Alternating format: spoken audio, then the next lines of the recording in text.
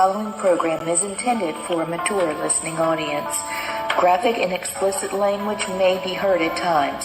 The views expressed and opinions given by the individual hosts and their guests do not necessarily express those of this station or sponsors. Listeners are advised that neither the station nor owners and agents will be held liable for the content of this program. Rebroadcast, redistributed, or reused without the express written permission without the host or producer is not allowed. You are listening to Family Spirit International.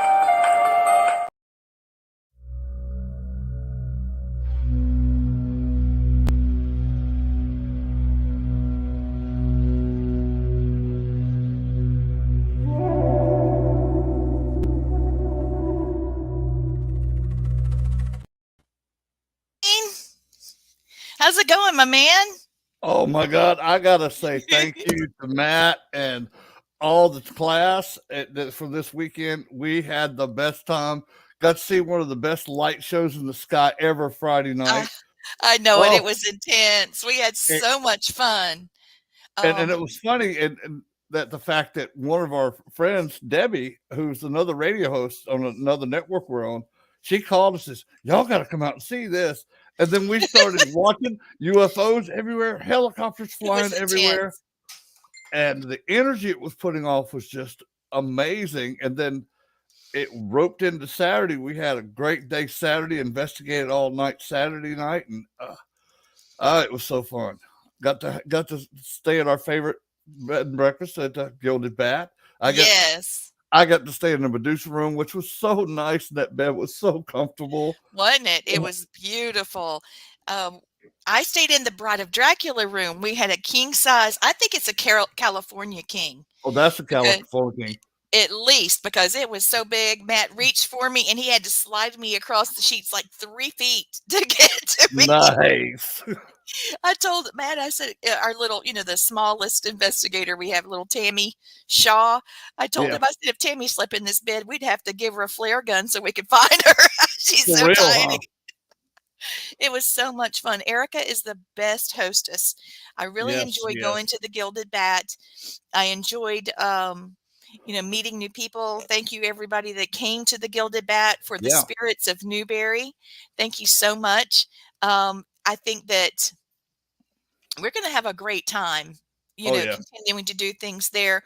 We investigated the a beautiful Victorian cemetery that's on the historic register. It didn't disappoint either. No. Abbeville is a beautiful town, and Newberry is too. So, how about this for coincidence? We're sitting there, and Lee goes, "Come here. There's a guy from Alabama buried here." And I'm like, oh my God. He have plenty to say. Oh my goodness. He was so thrilled to talk to you. And he had another kindred spirit from Alabama, and it's like I knew where he was from, the area, and he just talked to us, put the flashlight on, turned it off. K2 just going completely nuts every time we'd ask him a question. And he even confirmed where his family was. And it was literally, I said, could you tell me, is your family behind me? And the K2 went off all the way to red. Yeah. There's a big mystery, guys. You know what? Let's bring our folks in so we can talk a little bit about our trip, because I want them to hear about the Cemetery Club. Okay. Okay. All right. So I'm going to bring in Thomas Gormley, and we all know him as a spiritualist. He is also a demonologist, and he works with a beautiful lady that is a psychic, and together with his experience interviewing prisoners and getting to know the prisoners' minds and the things that happen with criminals, I call him a paranormal profiler. I think that suits him well. And so he's joining us tonight. And I have a special guest, a very, very dear friend of mine, just precious man. His name is Zay Sanders. He's a counselor, and he's been on my show previously. And please watch for more of Zay and Thomas as you watch Family Spirit. Just let me bring them on right now. Hey guys. Hey, thank you for having me. No, thank you for being here, man. We appreciate both of you. Yes, absolutely. We've got the chat room coming right up here. We've got a lot of people. Hey, Tracy. Hey, Hey, David. Tracy. Hey, David. Crystal. Hey, girl. Hey. Hello, Jay. Oh, George, thank you for joining us. You know how much you mean to us. Oh, Jay calling me mama, sweet thing. Yes. And Alabama folks love to talk when they're alive, and just imagine when they're deceased. Yeah, he was Crystal, that. he was very talkative, and he was a lawyer too. So you know he had a lot to say. A lot. So Christopher Fisher is our moderator for our chat room. I am going to bring him in. Let me go ahead and bring him in. Oh, my goodness. You can tell it's in the South. You know, we've already got the mosquitoes and the flies. We didn't have much of a winter. We have that up north here too, because I live by a creek. That's right. Oh, yes, I know you do. Now listen to this, Blaine. Go ahead and tell them about what was it, Saxon. His name was Thomas Saxon, Esquire. Esquire. Yeah. Yes. He had his license to practice law in Alabama and South Carolina. He was into politics. And he, whenever we talked about lawyers not being very scrupulous, he didn't make a response. But then we said, well, the truth is, you have to be able to make an argument if you're a lawyer. That's all that you're. And he liked that. He was like, yeah, that's true. But didn't he like talking about his mustache? Oh my God, did he ever? I gave you a picture of what I picked up on the gentleman. He had one of those nice handlebar mustaches with the little curlicues on the end. Yep. And very friendly, and he was sort of like the leader of the cemetery because he knew everybody there. Yep, he did. They all know him. He knew a family that owned the Gilded Bat when it was built, the Roof family. And I'm sure they sit in the same circles, doctors and lawyers. They probably had some tea together and some dinners and saw each other here and there. But it was so active, and I hated we had to leave because you can't stay in there after dark. Yeah, So you're not supposed to. And there are a lot of graves that are, you can tell they're sunk, and they're not marked, and there's no way to mark them now. But yeah, I hated to leave too. What we found out is they had moved a lot of the graves out of that graveyard, moved to another one. Well, Dr. Baxter, Mr. Baxter had his whole family, and they put them in a brick crypt, and it was completely sealed. Completely sealed all the way around. Because that way they could not move his whole family because it was already sealed. But there was one over there that was sealed the same way, and somebody busted into it. It looks like they took everything out of it. So, oh wow, yeah, it was awful. But we also saw evidence of different plagues. There was one gentleman that had to bury his niece, his two twins, and the niece she died during child labor. The baby died, and so did she. So yeah, he had quite a hard time, and he was still there. Guarding over the tombs. I thought that was just wow. That indicative of that type of life in that period. Well, he pretty much had a captive audience, right?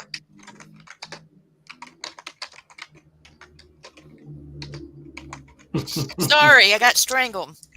I was coughing there.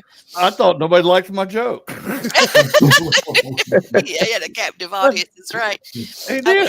We have a little teddy bear that we call the Scare Bear, and it's got a little piece of equipment inside of it, Zay, and it lights up and makes noise and music. And Matt put it on this child's grave, and her name was Fanny, and she lived 2 weeks, but she was presenting herself more like a toddler. And Matt set it on the grave and said, look, it sings. And it started, and she rolled it this way and rolled it that way. Oh, wow. Oh, my goodness. It did all kinds of things. And we had flashlights turning off and on in rhythm. We had them rolling and rolling back. And now I have a question. Yeah. Does that happen often where spirits will present themselves in an older way than when they passed? Yes. A lot. Okay. Well, so you got to remember though, their energy, even though it was not sustained long in that body, that energy's been around for a long time, and they may have lived a past life with their best times where they were an adult or a toddler. So they I see. themselves and stuff that they liked, which I think is pretty cool because Blaine and I try to update each other on our cases as best we can. Over the past, decade, no more than that, 2 decades, we've been pretty much investigating in this lifetime together. And we have been able to find out, like there was one lady, I told the story of Hattie Jackson, but I'll make it brief this time. Hattie Jackson fell in love. She's a red-haired, freckle-faced, beautiful young lady, and she fell in love with a gentleman from China that had come over here seeking a better life, and he had to pay his way out of servitude in order to be free. And, it really wasn't ever going to happen. But she fell in love with him, and she got pregnant. And he walked in during the train loading and receiving inventory, and he understood that there was a embezzlement problem going on with the train systems. They were saying they were ordering a certain amount of coal, but then when the coal shipment came in, it was obviously much less, and the money went in their pockets, and they said that the trains were running hot, meaning that the coal was burning fast. And so finally, after this happened several times, what happened was there was an audit. And so everybody was afraid, gosh, the auditor's here. When he came through, does that mean that he knows that he heard us talking? Well, he doesn't speak English, but Hattie does. And he's with Hattie. He understood what we said. So that's where that went. And he told her to leave. And she made it to Newberry and stayed at the Newberry Hotel.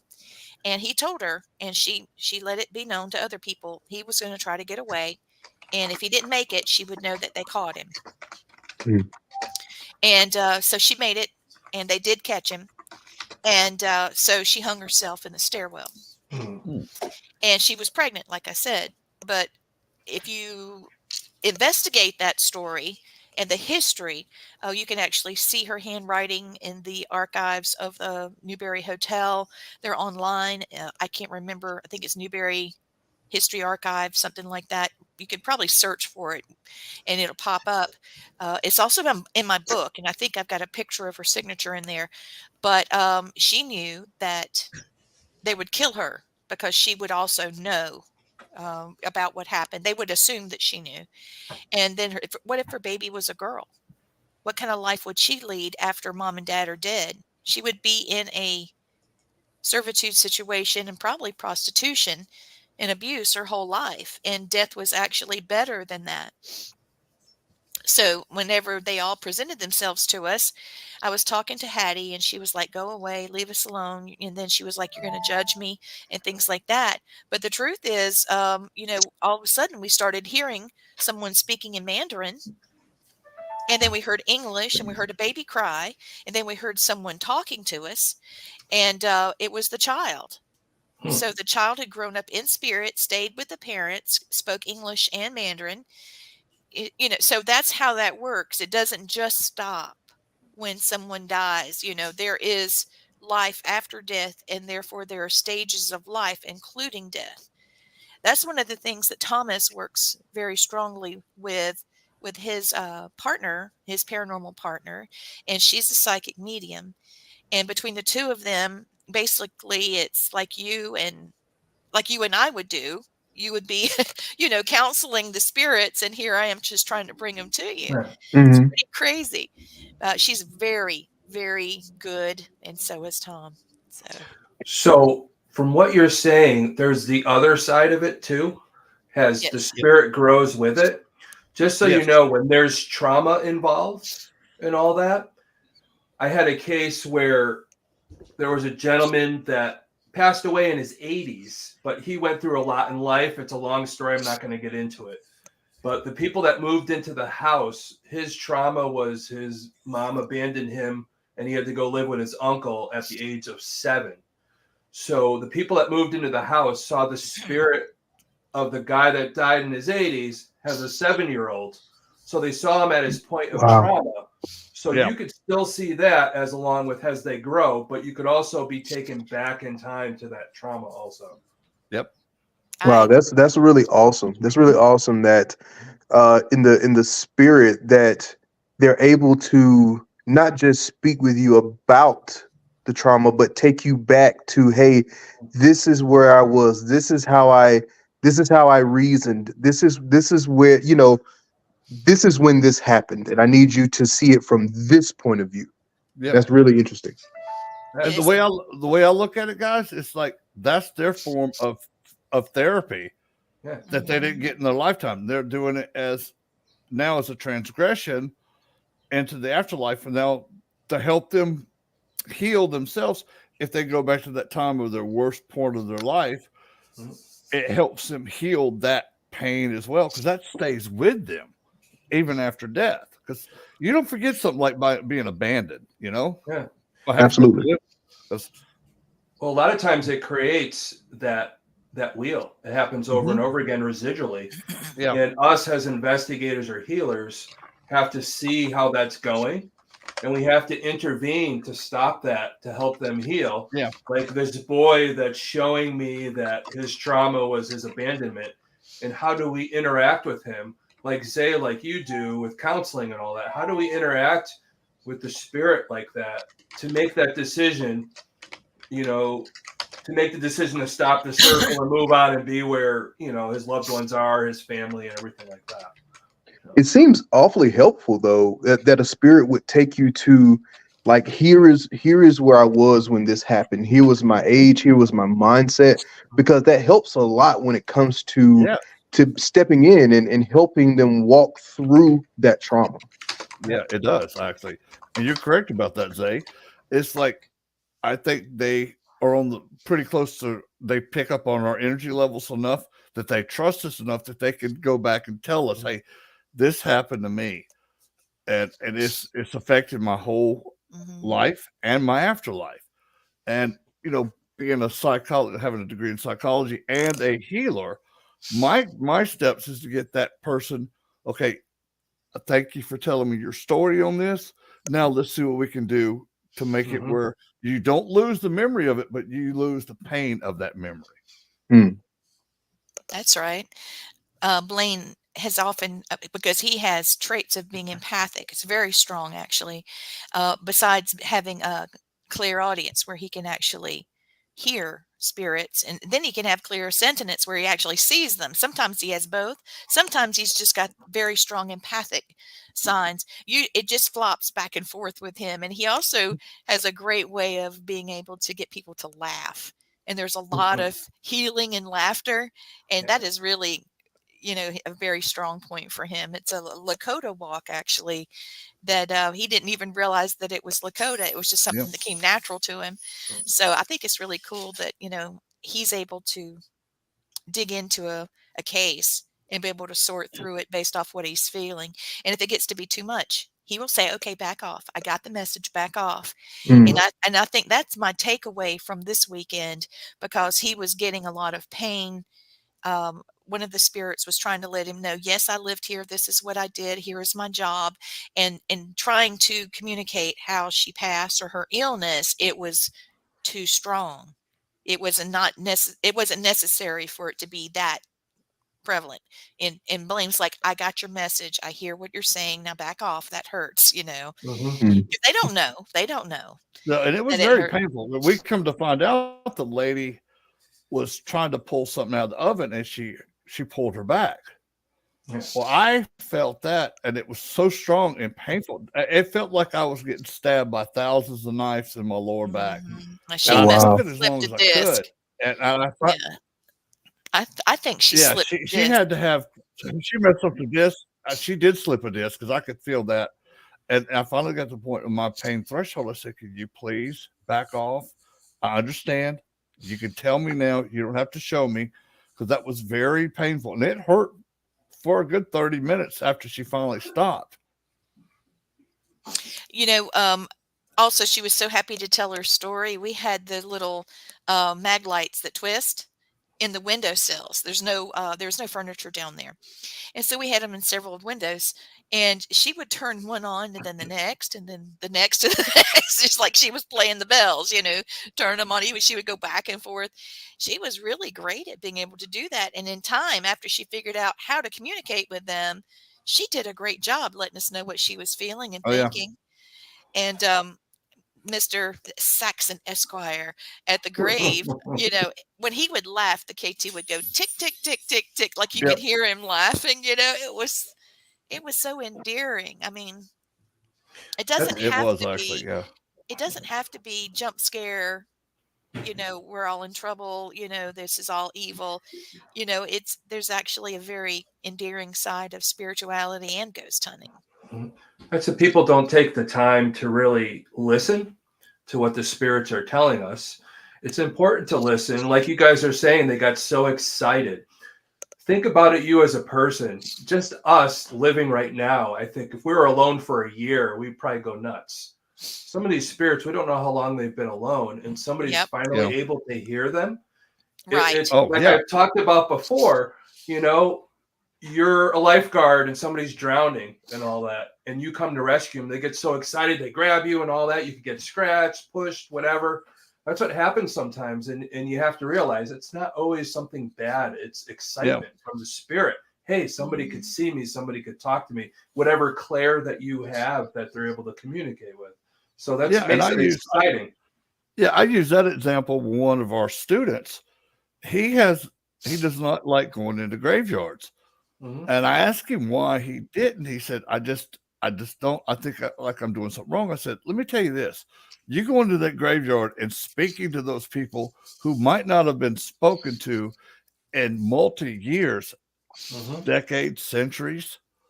And now they got somebody that actually wants to talk to them and recognize them and acknowledge them. It does a wonder for their psyche, even their spirit psyche. Because you got somebody that's concerned, and it's like somebody cares about me now, and somebody wants to talk to me. And I tell the spirits before I leave every cemetery, look, I will eventually come back here. Don't worry, you're never alone. And I can see you out here. Oh, Look at the how baby. beautiful. I got a little 4-month-old lab puppy. How Nice. precious. Oh, they're beautiful. I got a chocolate lab. She's just as bad. She is something else. Mine are outside playing right now. So Blaine, to expound on that, talking about the cemeteries and talking to your student, let him know there's 2 deaths that we're going to experience when we leave our shell and go into spirit. And then when nobody ever says your name ever again, that's your second death. So when you're in those graveyards, it's very important that you hear those stories if you can, or if you can't see, it's always important to read the epitaphs, the name on all of them. If you're there for a funeral or anything like that, just do your due diligence. Just, help these people. Just say their name. That's all they need sometimes. I always somebody think saying your name is very powerful. Absolutely. Yes. I always think it's interesting how a lot of times when I hear people talk about their spiritual encounters, how they tend to interpret it as something super impactful, something super meaningful, and not like you guys have just said. Sometimes they just want to have a conversation because they hadn't spoken to someone in maybe centuries, Yeah. So that's a great angle to think about it of, hey, this is still a trait. This is still that communication, that connection with people is still desired even after your first death, I agree. I know the Egyptian beliefs were that when you're dead, you are really dead when nobody's saying your name. But it does bring you to life when your name is spoken again. And that's why a lot of these treasures were buried, with these rulers, because they were expecting them. Okay, we're sealing you off. We're giving you your peace, and you can cross into this next dimension. They didn't believe dimension. It was this next I don't know what they called it, the river Styx and all Conti- of that, I think was yeah, part of it, right? Yeah, they're yeah, they're continuance of the life cycle is what it was actually called. exactly. So, but then again, it's also in the Mexican culture. That's the whole point Yeah. of the Day of the Dead. You remember all of them and their favorite things, and that way they're able to stay with you. Yeah. I think it's beautiful. I do You too. know, I'm actually working with hospice right now. There's a lady that's like us. She's not a typical. She doesn't have a typical view on things, and so she's like, I want to learn more about the afterlife now. So her therapy with me and the chaplain, we're going to her room. The chaplain came, by the way.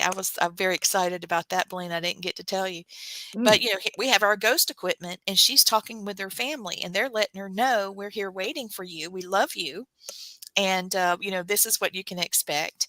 And so she's packing a bag ready to roll. She's she's in that different mind space. I'm very proud of her. She Oh, has I was different days. She has different days where she feels forlorn and all is lost and stuff, but well, it's well, Lee, she tickled me. It was like, okay, we got her daughter to come in there and talk to her. We got her husband to come in there, her granddaughter and her husband, and and her we were father having came with yes, me. father came, Wow. and while we were sitting there, she got a phone call, and plus, okay, we had placed a lot of crystals around her. This is the funniest thing, and she just like nothing. She answers the phone. She says, "What are you doing?" Says, "I'm playing with witches. I'm sitting with witches and playing with rocks." I about died laughing. She's pagan. This lady's pagan. She's like, "Hey, what you doing?" She said, "Oh, I'm just sitting here with witches playing with rocks." And then they Oh my asked again God. later. She said, "I told you, I'm sitting with witches playing with Play rocks." rocks. It wasn't exactly the truth because I don't use that, label, but it was really sweet, and she had such a good sense of humor. Guess what? I'm going to bring her next, Blaine. What, She's baby? never had Scuppernong wine or Muscadine wine. You So need I'm to Oh bringing bring her. wow. Yes, and so I'm gonna take some to her. And Yeah, she's like, both of you would have loved her. Her energy is just great, and for somebody that's very close to death, she is so accepted that she is going to die. But she Mhm. wants a cheat sheet. She wants to know what to do before she gets there. she So wants a when she gets playbook. there, yeah, she wants a playbook. She wants to know how she's going to take it over when she gets there. Yeah, that's her. It's funny how she's caught in between. I think her spirit Yeah, already knows what's going to happen, It she but does. does.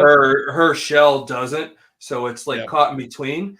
But we always talk the hospice nurses and all that. Those are the ones I've talked to many, many times, and that's where that love never leaves you. Your hmm family is always around, and they're waiting for you, and they're yeah. going to guide you, and that's what they see as that moment comes. Isn't And that So something? yeah, I and can it's I hard. can tell you It's this. hard I can tell sometimes. you this, guys. When we were in there, I was watching family member after family member after family member, Oh yeah. friends, and I could tell you there was at least I quit counting at about 60 Hmm. that were in the Wow. room. Yeah, Yeah. and they were She all just was beaming. well, she's made friends with spirits that are still there. Yeah, Yeah. I walked in Wow. and she was talking to somebody. I'm like, "Who are you talking to?" He died around the corner. He was on the yeah. other hallway. Yeah. hmm He's just wondering how I was doing. I said, "Does he stay? Mhm. Why does he stay here?" She said, "Oh, he goes where he wants to. He did when he was alive. He does now." And I just thought, Yeah. Great.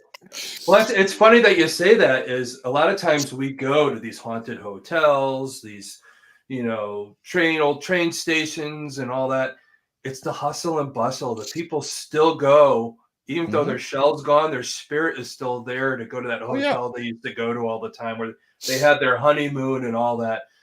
Yeah, that energy never dies. It's no, always there where people love and all that. And I've been to a lot of places where I know it's like, yeah, they loved being here, and you could feel it. yeah.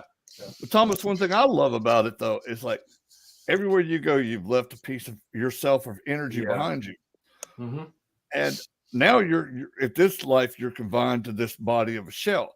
When you're not, when you pass over and you go into the spirit world, you go to your energy, you can go to all these places that were good to Yeah. you or bad to you and not be stuck in one location. So, but they leave enough of their energy in each place they go to. Yeah. So you can communicate with this person that's in the train station.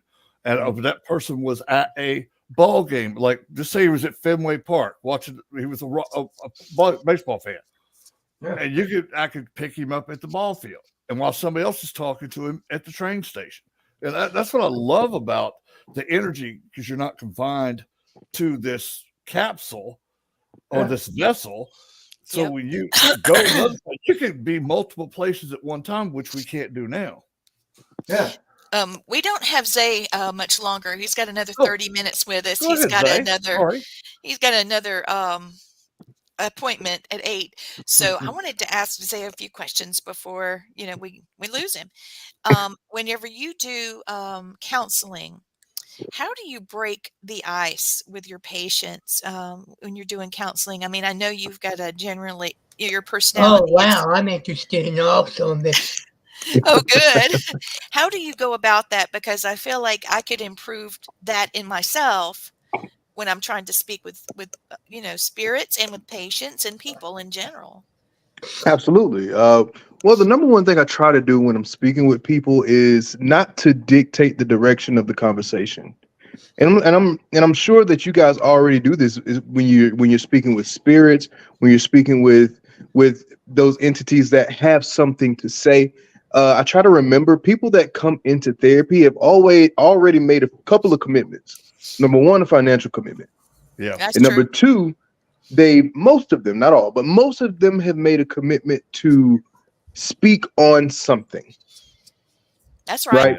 That's They right. have something to say, and I have a response that they're looking for, or an engagement that they're looking for. What I'm not there to do is to tell them what to think and what direction to go in. So a lot of times when I'm breaking the ice, a lot of times I'll ask them, hey, what is the most impactful event that's happened that's made you end up right here today? And usually that question is so widespread that it allows a conversation to blossom. I keep a lot of my questions very wide in the sense of, hey, we can go whatever direction you want to go with this. And I'm not here to tell you which direction to go. Maybe today we're talking about something happy and benevolent. It's Or maybe today or maybe it's more serious, But one thing I don't try to do is say, hey, let's talk about the abuse that happened, or let's talk about we're going to talk about whatever you decide. So open-ended questions is the name of the game. Open-ended questions. All right. So I wonder if it would work if I flip that. And I've been trying to do this because as a Reiki practitioner, Reiki master, I have to state my intention. And I not only do that, but I also state it with the intention of creating an energy field or energy healing, something to do with the creation of something. So I thought, and I've been trying this, and I tried it at the cemetery, Blaine, but I think that you had students with you and I had them with me, and we didn't get to do that together. But I've started stating my intention, like, okay, not dearly beloved, we are gathered here together, not like that, but state it like, well, I'm here. This is what I do. Because they'll often come and say, why are you here? Why do you want to talk to me? Why do you care? I've gotten a lot of that. Me too. Why do you care? Why are you here? Leave me alone. So I've had to try to change that up. And as I've learned, I've been going into my degree. I've got one more test, and then I've got my dissertation for my degree in philosophy. So it's not psychology like Blaine. I wish I had done that, actually. But I'm trying to tune myself to where I have the right words. And I've been saying what brought me here today is that I want to hear your voice. I want to bring, and I say, I want to hear you. I want to hear your voice. I want your old body to have a voice again. I want to bring you back to life for a little while. I'm not here to judge. I'm here to love. I want to hear you. I'm listening to you. And then all of a sudden, here comes Mr. Esquire, and that's what I've been doing lately. And I feel like I'm getting somewhere. And of course, I think it did. I think it did. And I think that I need to, you gave me confirmation. Say thank you. And you know what? I want to speak on that a minute. And you brought up something very important, is setting an atmosphere of expectation, right? Creating that energy that of receiving and listening. A lot of times we tend to, and even me when I'm speaking with people in sessions, I make sure before that session that there's an atmosphere of calmness and subtlety and listening before that person comes. Before that person comes, Tom is that making way sure you too. speak those affirmations. Absolutely. Yep. I had lunch with Tom. I talk about it all the time because it was really a very special time with two new friends getting to know each other, and I could tell he's a professional listener too. I could tell, and that's why I wanted you two to meet. There's definite personality traits you guys share, and gotta get my tribe together sometimes. Yeah, Definitely right on that. I really, everything Zay is saying is stuff I practice on a daily basis. I'm getting emotional. I'm getting emotional because I feel It like is. what a breakthrough. It is. Great stuff. Yeah. I am working on boundaries with spirit, like Blaine kind of, when he said what he said it before. Don't get me wrong. I've been investigating with him for years, but something about it this time hit me. And I'm like, I'm willing to do so much in order to either protect a client or to bring healing to a spirit or healing to a location that's got negative energy. Just, name it. I'm willing to even to the point of sacrificing my comfort to do that. And even more, I probably shouldn't admit out loud what that is, but I'm starting to realize how important boundaries are. And also how to explain to other empaths, because when people take my courses, my classes at Piedmont Tech, Blaine helps me with that too, and he's heard it, I know. They'll often say, well, why do I feel this? Why do I feel that? What is, what is happening when I feel something touch me, or I'm getting and they would say to him, I'm getting a feeling of butterflies in my stomach, or, I'm getting the feeling I'm about to cry, but I have no reason to be sad. And we'd look around and we would see this whole family died within a year and a half of each other. And they're picking up on the sorrow of the people maybe that either attended the funeral or the last person that passed, watching everybody go before them. It could be anything. But I feel like we need to emphasize that empaths need to be able to set boundaries and know how to use them. You know what I think would be super interesting and super helpful to several practices, and maybe you guys have done this before, but I can almost guarantee, especially from lingering emotions and lingering interactions at therapy offices, that you could probably encounter several spirits that may be lingering there. That's right. I know, for instance, I'll give a small example of when I have certain clients that I meet with.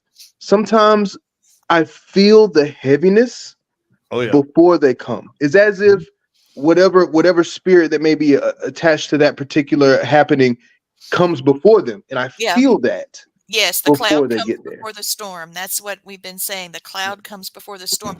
It arrives before they do to make sure that everybody is affected. There's something that is a spirit that is living within that. It's very scary in that the person can't see it. That's why it's so important for people like us that are willing to intervene to change that energy so that they don't have that feeling. What I mean by that is if somebody has, they call it attachments, but it's not necessarily that. It can be energy that's attracted by, okay, this negative thing has happened, or I'm a victim, and all of a sudden now I find my identity in my pain, my suffering, my victimizing state of mind.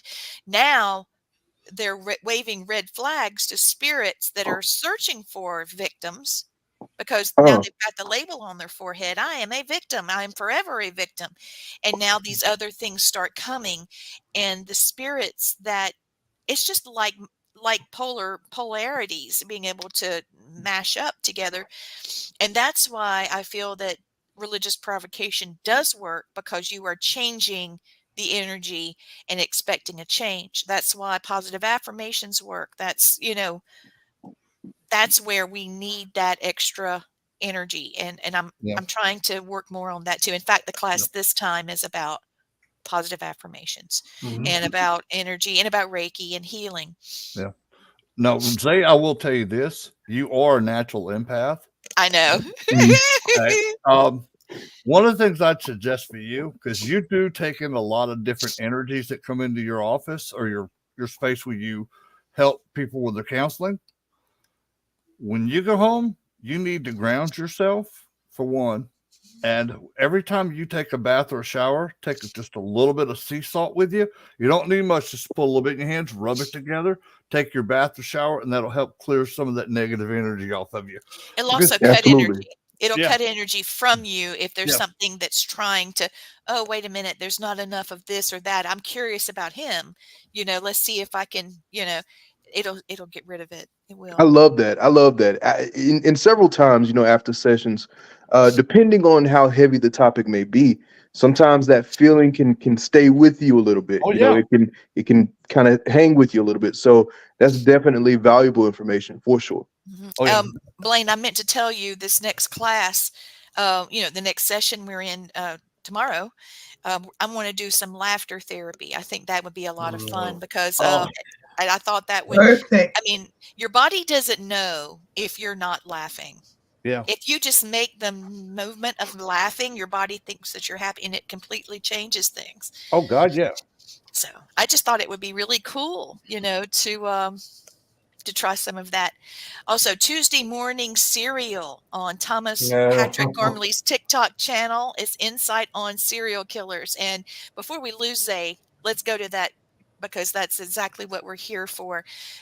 Blaine, Yeah. since you're doing John Wayne Gacy, let's give a little bit of John to him first, and then I'll bring in Dr. Death, Harold Shipman. Okay. I have channeled John Wayne Gacy probably about 10 times. Wow. And I've Wow. asked him, and it's funny how he acted in life. He still acts in death. I had asked him several times. I said, "Why did you do what you do? Was it for power?" He said, and then he'd tell you one time, "I didn't do it. I had 2 people in my house that I'll let stay there that did the killings." Yeah. And then the next time I talked to him, he says, "Okay, I killed them all, and I did it because it was fun, and I had a blast doing it." So he's Wow. like Yeah. delusional, alive, and in his spirit form, and he liked the power. He started off getting arrested in Iowa for pedophilia, and then he got out, but yeah, him. And I've had sometimes he'll talk about how he enjoyed killing his victims Yeah. and tricking boys that worked for him to go dig holes in his basement. And then after they dug the holes, he would go in there and put lime over the bodies and cover the holes back up and then have them come do it again. Wow. And let me tell you this too. I asked him, I said, "What was your obsession with clowns?" And most people don't know, but clowns actually came from medieval times. There were a group called the Highwaymen that would go rob, pillage, and rape people, and they would paint themselves up real smiley faces like a clown would. And he told me one time, he says, "I thought that was fascinating, that once you're behind that mask of a clown, you can be a whole different person because nobody knows you." But Yeah. It gives you a free reign to do whatever, you right? do what you want to. Yep. Well, we're talking about antisocial behavior.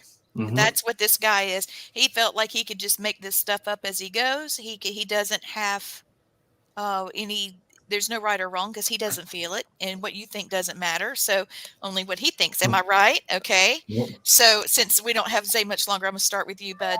What do you feel about this antisocial personality? I mean, how do you treat that? That's worse than borderline personality disorder. That's a trip, but this was much worse. So what the hell, man? What do you do?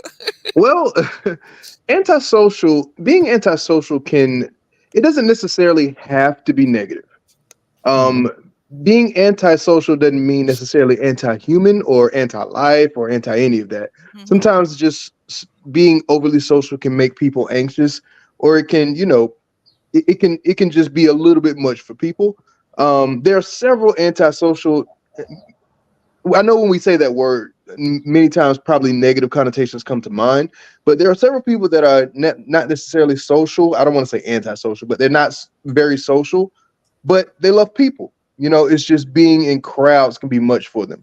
But someone that is antisocial as an anti-people, Yeah. or have some kind of disdain towards someone else There's a or mosquito in a my group. house. I'm sorry. If you see me slapping stuff, it's killing me. You're fine. There's a You're fine. mosquito. Luna got out, You're all and good. I You're had to all get her, good. and we had to hold the door open, and there's a big, it's about the size of a quarter. How can Oh it be wow. this early that it's that big? I'm sorry.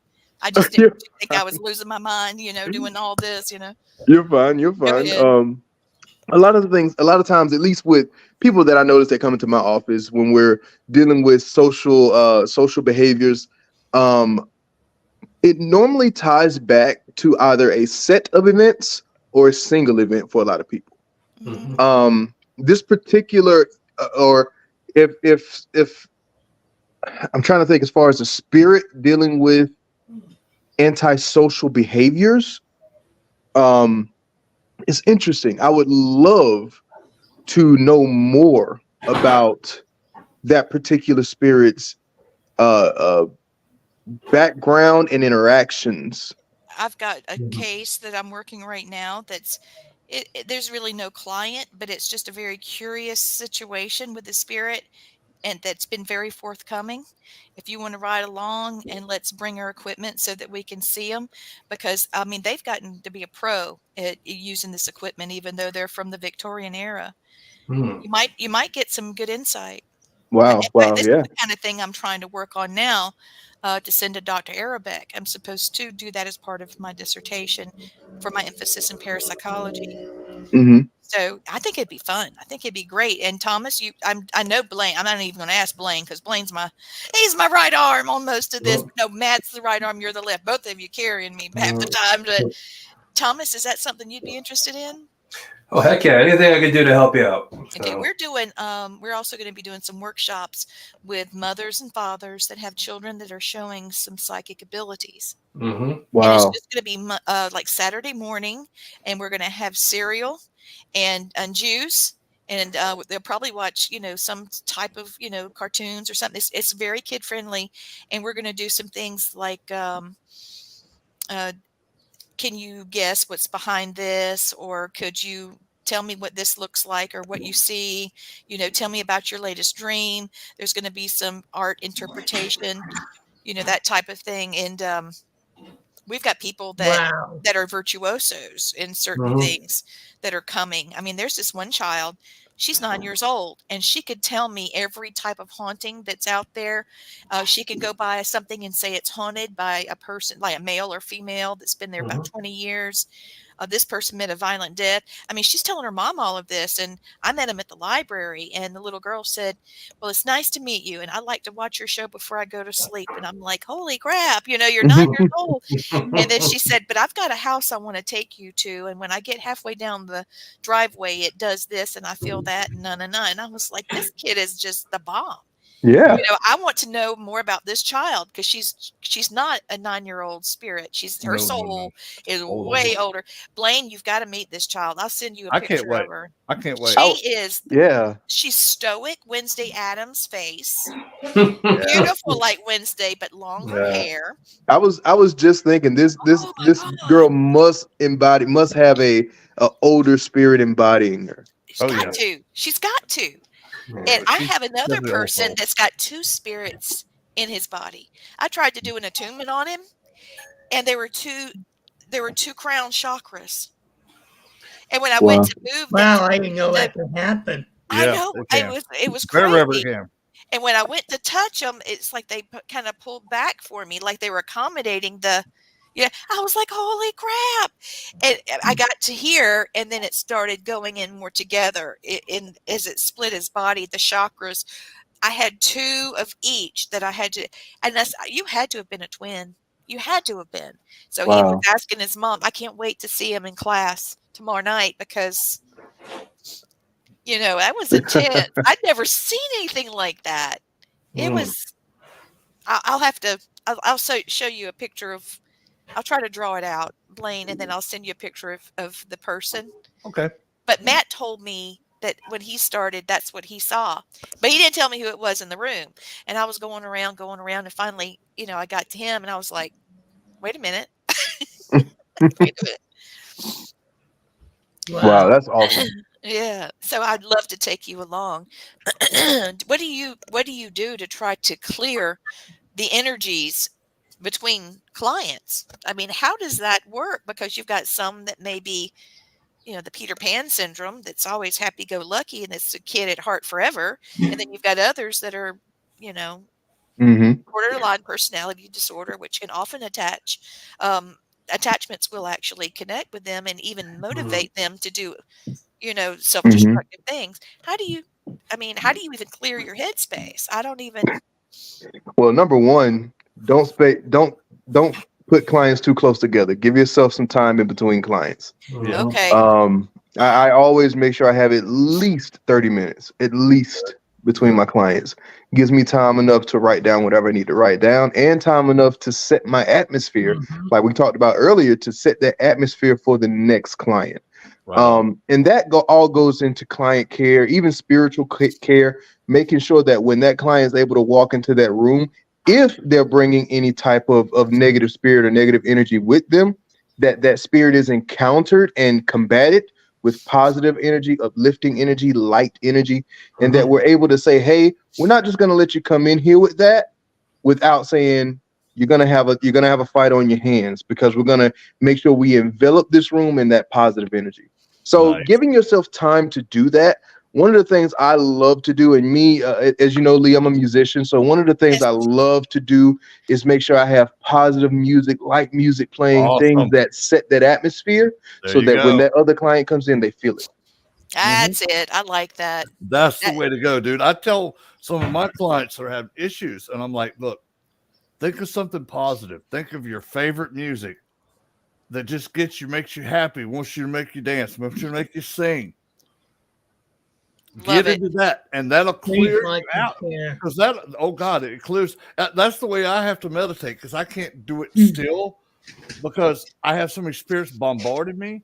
I put my music on with my headphones, dude, and I hear that first beat or that first guitar riff, and then everything else just floats away. He plays drums too. Yeah. Wow, yeah, man. I've been playing since I was 4. I love drums. It's a thing you get your aggression out, but it's also, you're so creative because you got the different beats, and you got to you're the backbone of the band. So if the drummer's not in time, everybody else is messed up. So you set the pace for the whole band. So I love being a drummer, man. I'm glad to meet another. Absolutely. And you know what? That ties into what I said a little bit ago. Just like a drummer, you set the pace. Hey, in this spiritual walk, and that even as a counselor, you set the pace. Yes, right? Your room, when they walk in, you set the pace of how that's going to go. I like that. So you got to make sure you stay on top of it.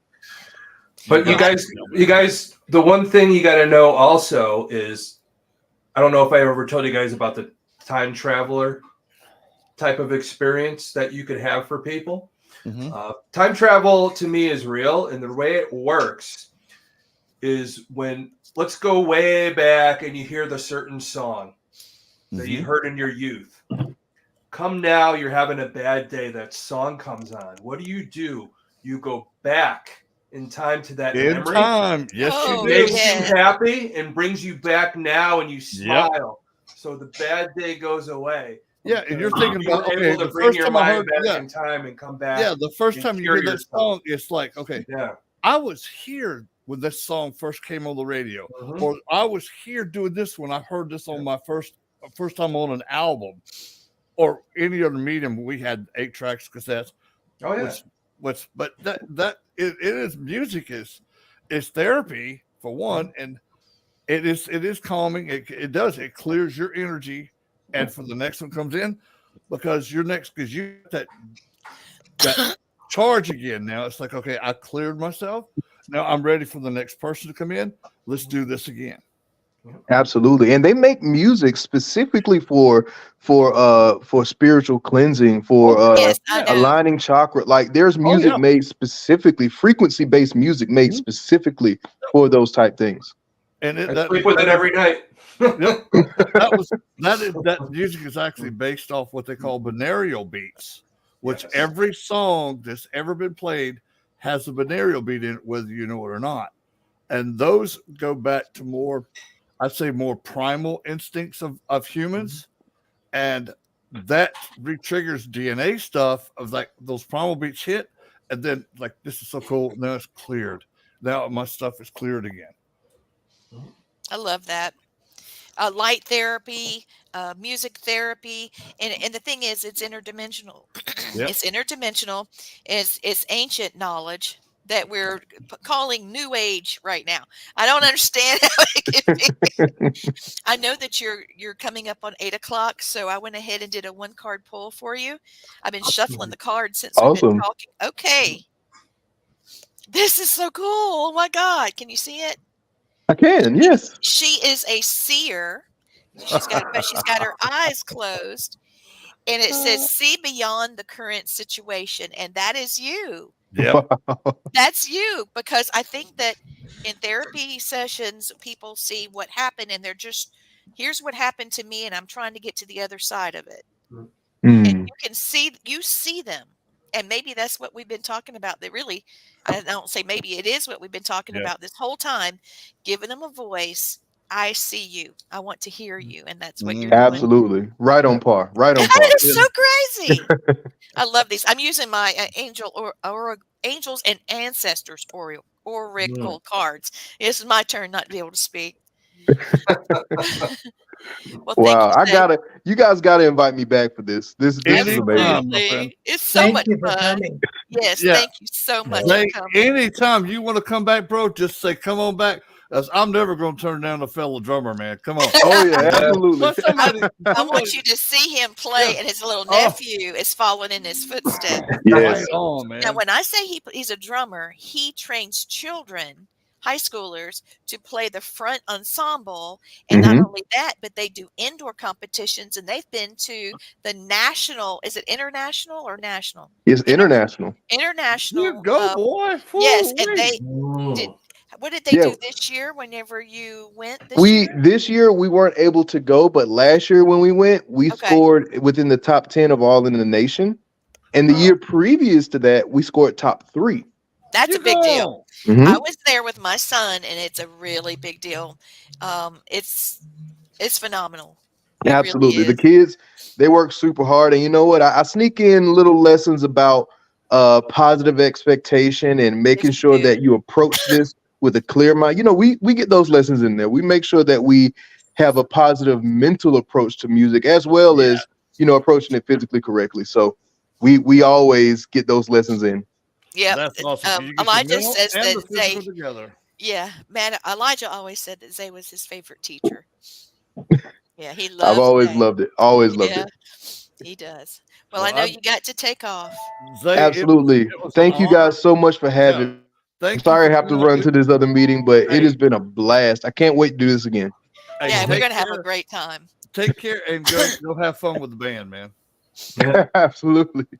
You guys take it easy. Great meeting you. Great meeting you. Yep, great meeting you. So you know what I'm thinking? What I'm thinking is when you come next weekend, maybe he can go along with, because he lives in this town. Does he really? Yeah. Go to the cabins with us? Is that where we're going next, right? Yep. Or as we like to call them, the naked cabins. The naked was our theme this weekend.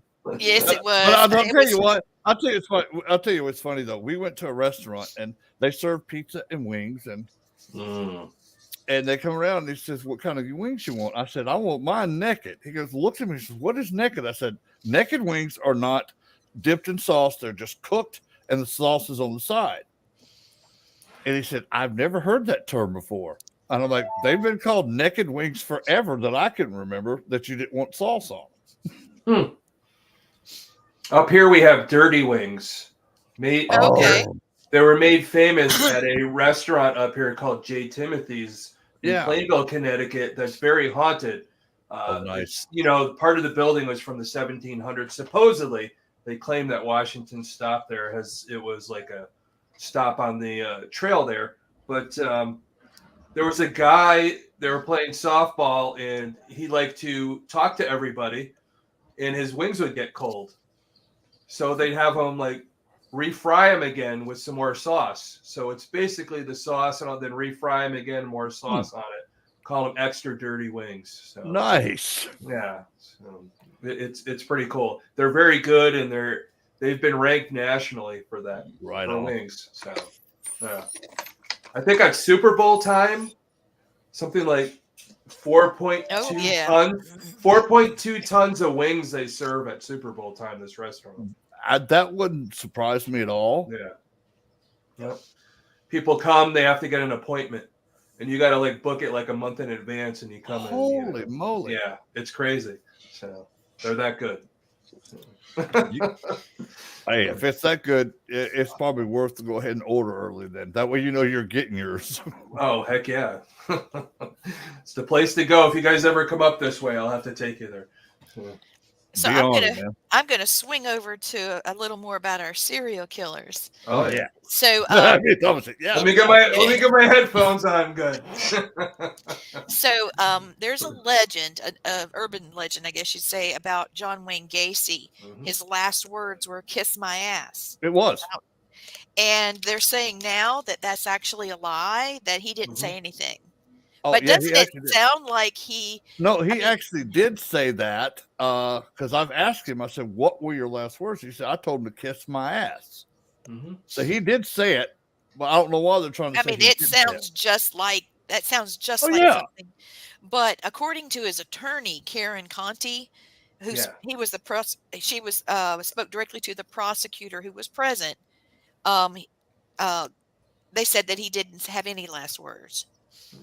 Yeah, And that was she mentioned it on a podcast in May. Actually, the May 3rd, recently. Well, actually, his exact last words were, "Okay, let's do this. Kiss my ass." And he did mumble the "kiss my ass" part of it. It was said, and he did said, "Well, let's do this. Kiss my ass," like that. Well, that makes sense because he said it a lot.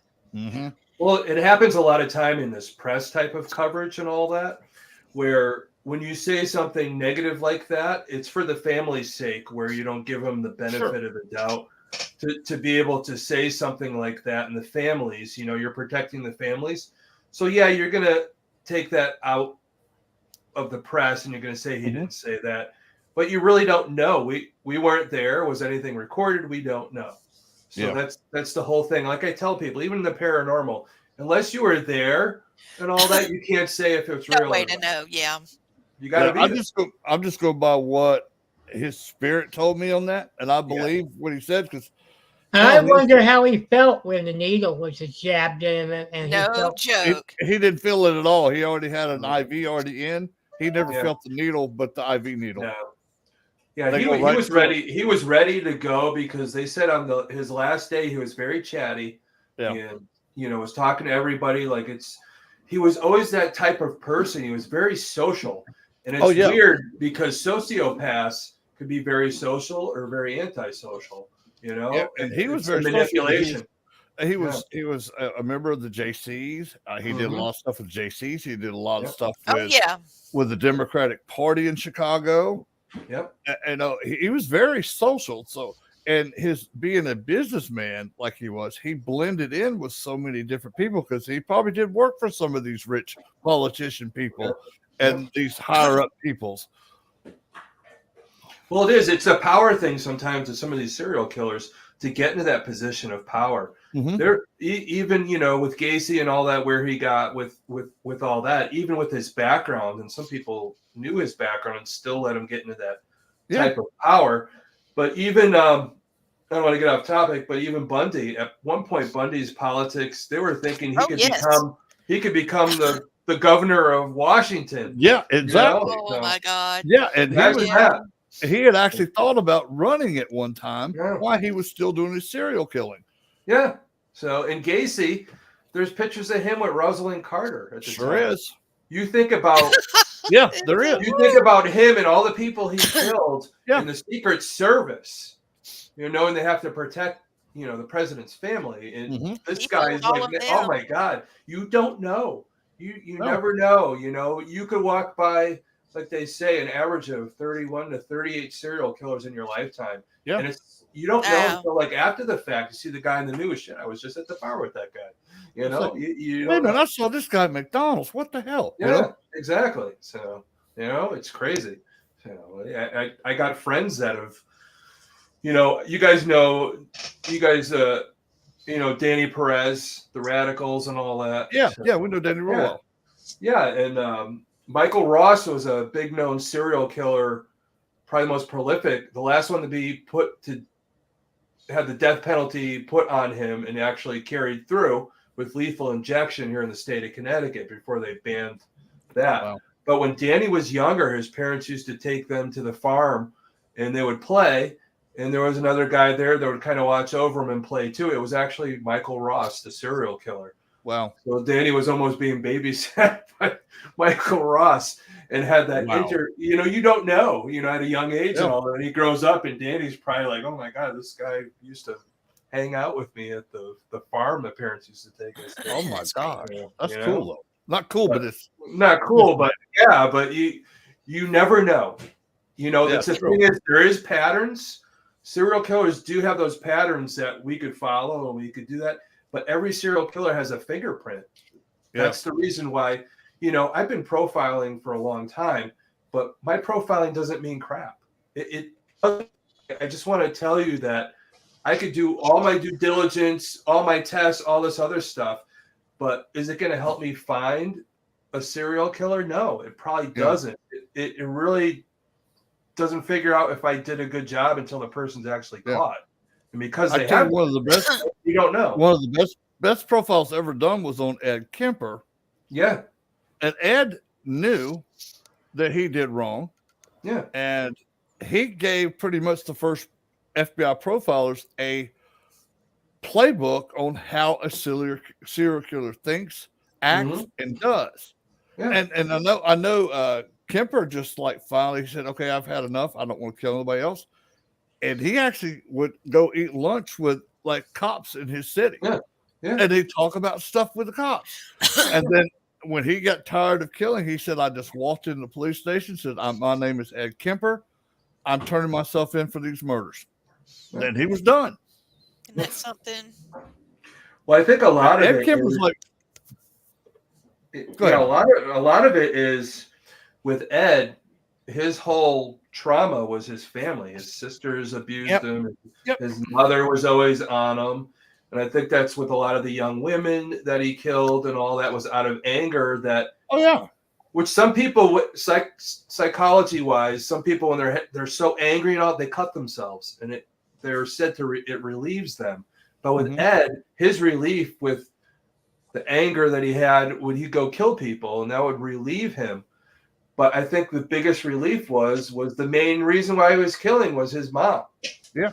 Oh yeah. When he finally killed her, that's when he finally said he knew he was doing wrong. That's why he's not a psychopath. He's more of that sociopath type of thing. He just couldn't, like I said, there's two different sides of sociopath. One's like Gacy, who's very engaging and manipulative, or you have the other side of it, the other aspect where you're not good socially with women or anything like that because of how you were brought up. They're both still sociopaths, just on a different spectrum of it. There's so many different, just like with anything, you're on a spectrum of sociopath. You're on a spectrum of psychopath. Yep. You're on a spectrum of narcissism and all that. So they're all different. Narcissists aren't as violent as, say, a psychopath or a sociopath, but they're all intertwined in a way, with that psychosis and all that. So. I'm curious about something, Blaine. Do they feel a sense of relief once the death penalty is given, since they're released from their broken minds? Sometimes yes, and other times they are so into themselves that they have no remorse for what they did either. And other times it's like, okay, that's my fate. Okay, I accept my fate. Go ahead and do what you got to do. It is weird because some of these serial killers, they don't care. They'll take it all the way to the end. Okay, my death's coming. All right, no big deal. Because sometimes they don't even feel for themselves, because they're so damaged. But then there's other ones that I think have an inkling that they did wrong. Like we talked about Lee for tonight, Harold Shipman. I think in the end, he knew he did wrong and he hung himself. So when they hang themselves, they know they did wrong. It's almost like, okay, or it's the other way around where I'm going to control everything and I'm going to kill myself and not let anybody else do it. So there's that different aspects of it.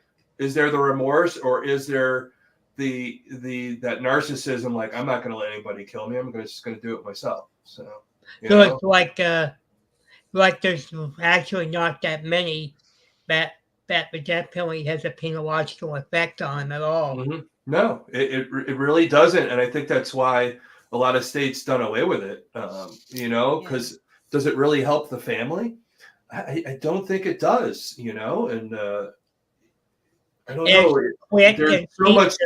There's so much trauma to it that it's hard to really say if it's something good or not. I think maybe how much does it cost to keep somebody alive in jail or just put them to death, or I don't know. It's actually quick and cheap. That's where I'm at too. That's where I'm at. Trial and everything. There's something that when I was, getting ready for tonight. Wesley Allen Todd.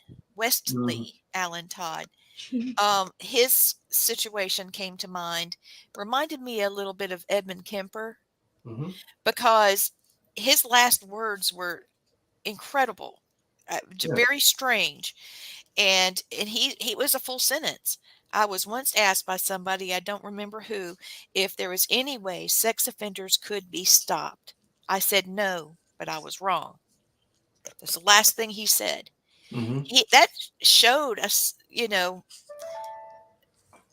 remember, Ted Bundy also talked about how there towards the end, he was talking about how he felt like it came from pornography and how it warped his mind. And he started with, had problems with pornography, and then it had to be more violent and it had to be more nasty and whatever else. And it tuned his brain, is what he said. I don't know how to feel about that.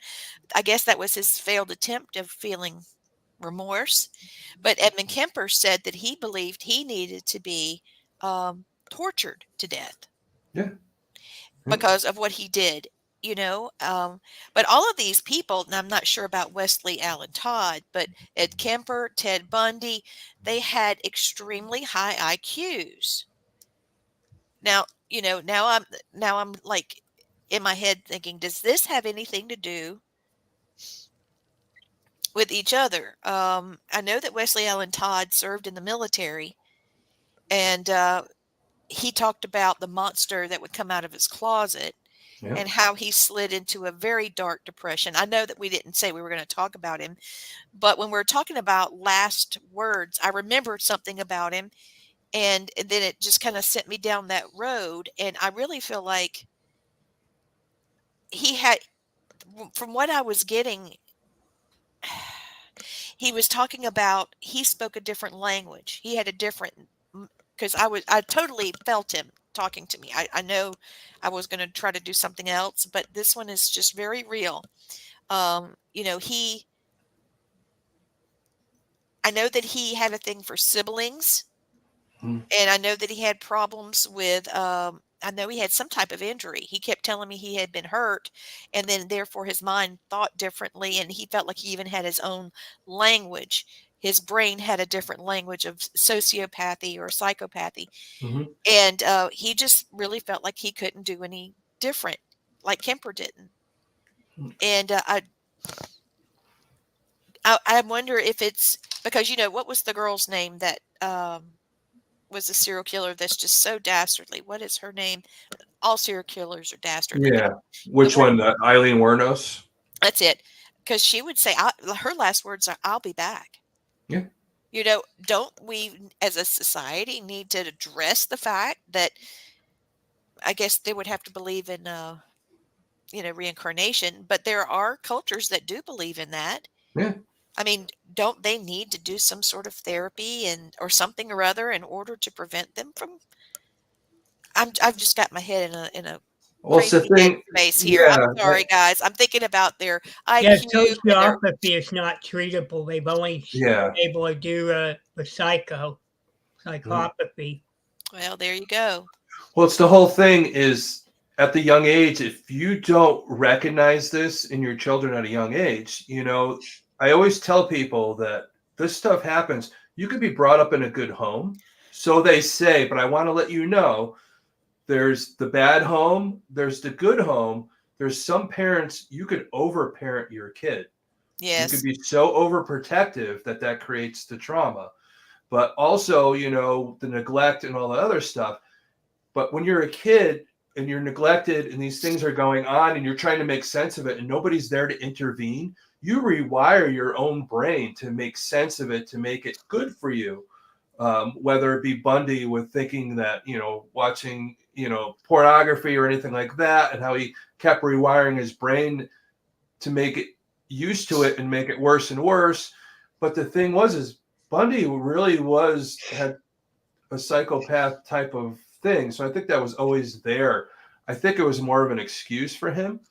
I think a lot of his life, he trained his brain because he was so smart to make it appear that he cared. He worked at a suicide hotline. Yeah. And I think he learned to being at the suicide hotline, how to talk to people, even though I think he couldn't feel. He almost like he was living an actor's life. Yeah, he was learning making it up, how to portray the emotions he couldn't. Exactly. How awful would it be to have Novocaine emotion? No sense of emotion. I don't know what I would do, and I think that's why we're fascinated by it. It's like I said, yeah, they all have patterns. They all have different reasons that they do what they do, but those patterns, and again, like I said, there's the fingerprint. That's the thing that fascinates us the most. It's like, yeah, I could look at Bundy, I could look at Dahmer, I could look at Gacy, I could look at Harold Shipman, and the reason why they do things, but it's the fingerprint that made them flip. How did they rewire their brain to do what they did? So there's that difference. That's why we can't find these people until it's too late sometimes. Isn't that something? Yeah. Blaine, I see that you're speaking, but I can't hear you.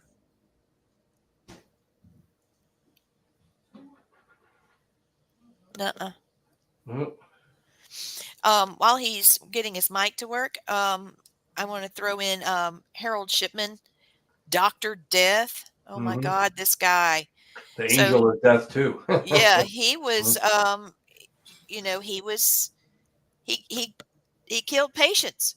Yeah. Because he wanted to be in their will, and he was caught for that reason. I heard something, Blaine. Are you talking? I'm back now. Yes, there you go. You talk about Kevorkian? This is Harold Shipman. Yep. Harold Shipman, he was from Manchester, and he's a doctor, and he watched his mom get morphine shots to ease the pain while she was dying of lung cancer. Yep. So therefore, he's, I don't know, something just in his head. Maybe as a child, he thought that the shots were killing her, and he thought that death was the cure. I don't know, but he didn't seem to have a situation where he felt like he was putting them in a better place, because he certainly he's totally made the will of this one particular lady. Mm-hmm. She was 81 years old in Manchester, and he went to her house for a visit. This was 1998. Yeah. And he went in, and then just a little while later, her family found her dead, and she was in good health. Yeah. And then they found a will. A will was produced. Oh, and Shipman said no need for an autopsy, and he received her entire estate. Wow. And they're like, nah, something up here. So Yeah. everybody started looking into it, and he was convicted of 15 counts of murder and 1 account of forgery that they know of. Okay. And he committed suicide in jail. Well, this is like 2005. official report came out. So I guess somebody really needed to figure all this out, probably because a lot of money was tied up with it. People that had been his patient, and these, people were wondering, okay, is our will messed up? Do we need to go back through probate? What happened? Did he, Hmm. you know, but anyway, they said that there's an estimate of 250 people that he Yeah. killed since 1970. Yeah. And the majority of these folks, he gave them what his mother took, to feel better. And he felt like he was practicing euthanasia, Oh, wow. giving people a dignified death. That's bullcrap. It was all Yeah. about the money. Yeah. It's very H.H. Holmes like. Yeah, I no doubt. agree. Huh? And Harold Shipman being the doctor in that trusted role, and how he was able to kill these many people is because it's a trusted role. Us as a society look at doctors as being smart and trustworthy and all this other stuff. That's why we always have to advocate for our family and all that when they're with doctors, Yeah, they're not always, you got to advocate and all that, and you got to know and be on top of things with your family so this type of stuff doesn't happen. Right. Like I always tell you guys, when I do Tuesday morning serial, yes, I'm fascinated with serial killers, but I am more fascinated with the victims Yes. Yes. and Thank how you I for can saying help. that. I want to help them, and I want to Yes. help other people not become victims. And that's why I talk about this stuff a lot. Yeah, we are fascinated, but we have to protect us as a society. We have to be as parents. We're not all perfect parents, but we have to know that we can't neglect our kids, but we can't overprotect our kids too. They need to experience stuff. They need to know it's okay to lose and overcome it and all that, and learn these things at a young age to be a more rounded person and try and overcome these types of things. So they have the ability and they have the tools to make sure that their brain isn't rewired for the negative. And, we want to keep it positive. Yes. So, it goes back, like, they got certain things that hasn't proven the McDonald triad where, some of these kids, they're cruel to animals. Those are the things to look out for. They wet their bed past the age that they should into adolescence. They have this want to light things on fire, arson type of things and all that. Those are the things that most of these serial killers, when they interviewed them, with the FBI, when they interviewed people like Kemper and all that, they get this information, and that's where the patterns come in. But yes, if our kids are doing patterns, doesn't mean they're going to grow up and be a serial killer, but at least we could address it and give them that opportunity to take away the odds. That's right. I am like you. I feel like the more educated I am, the better I will be and able to deal with the spiritual realm, because luckily these spirits aren't able to take life, Yeah. but also I don't want to be a victim again. Yeah. I want to show you this. These ladies, well, hold on, let me pull you guys down. Brandon, can you help me get that up there? It says I put it in background. That's why I can't get it to put up there. I don't want a video clip. I'll work on it.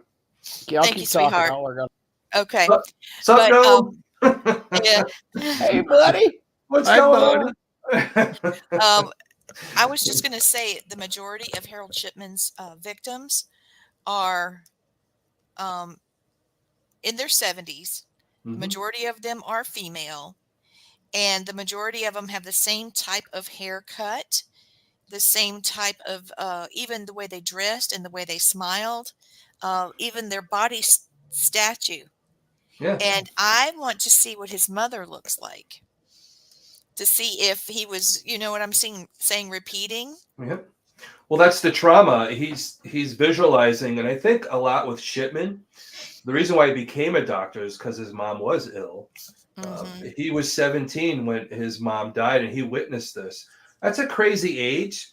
Really, you look at it maybe at a younger age, I would think it would be more of a rewiring and all that. But you never know at 17. I don't know how attached he was to his mother, but to watch her pass away, in the seed that the only thing that gave her relief was that morphine. And that's kind of why he used it. It's almost like it was a learned negative. It was a trauma that he learned and brought later on into life as a doctor.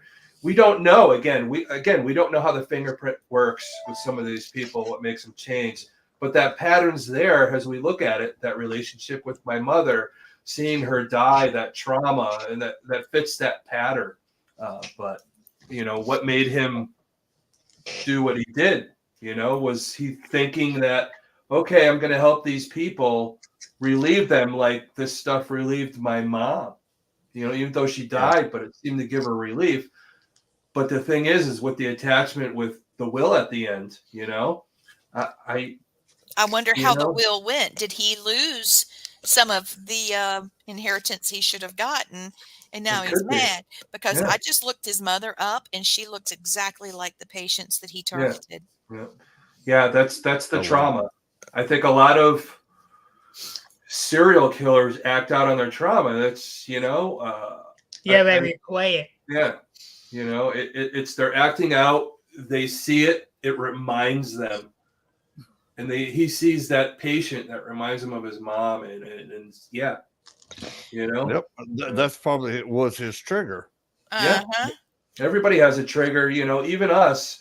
We grew up with trauma and all that. Even me, I've gone through a lot of stuff in my life, and it seems like when I really lose it, it's like a reminder of something that happened to me when I was younger, and it upsets me. And there's triggers, of course.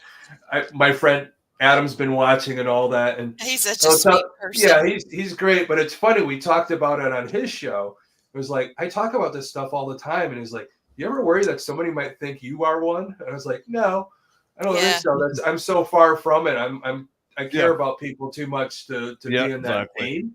I think people probably think that about me, though. I really do. Okay, here I got it, Brandon. So you don't have to mess with it. Here you go.